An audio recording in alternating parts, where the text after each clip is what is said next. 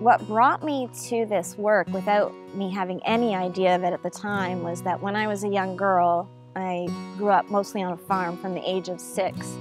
And that was when I fell in love with horses. The neighbors had horses. I had 2 younger brothers, and I was always trying to get in with my brothers and my dad, and would try and play with them, play soccer, and would constantly be sent into the house to clean or do housework. And so what I realized is that I really bought into the illusion that I had nothing to offer because I was a girl, and that if I were a boy, things would be better. My self-esteem really suffered as a result, and my journey has been, it's been a 20-year journey, basically coming into myself and learning who I really was and fully becoming empowered. One thing I love about this work is that it really helps women come home to themselves and to the truth of who they are. What happens is, as children, we have all these experiences and we create a bunch of stories and lies about ourselves where we don't own our worth or our power or our magnificence or our beauty or all these beautiful things about ourselves. So in working with the horses and myself, what happens is we start to peel away those layers, and you get to break through those illusions, shatter the stories, and really step forward and be more of who you really are. I've been doing this work for just over 5 years now and have been traveling around the world working with people in countries such as the Caribbean and Italy. And I have been certified as a facilitator of equine experiential learning, which is based on the Epona method, which is Linda Kohanov's work in Arizona. Essentially what I do is I blend all of my coaching training, leadership training, and my life experience combined with the horse piece to bring whatever is called for in the moment to move whoever I'm working with forward. I'm basically specialized in honing in on exactly what the root cause is of their issue. Because I've spent almost 20 years on my own journey of self-empowerment and self-discovery, I'm very keen and have a strong understanding of the human patterns that keep us stuck.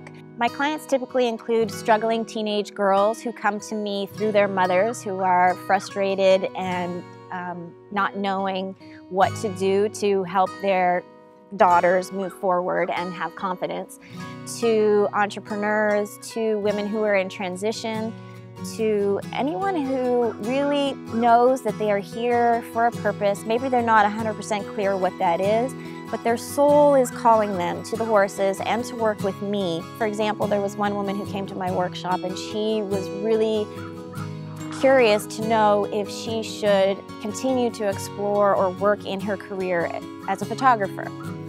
And so when it came down to the time where she was working with her horse, Shiloh, he basically went up to the woman who I had taking pictures during that session and had his nose all over the camera.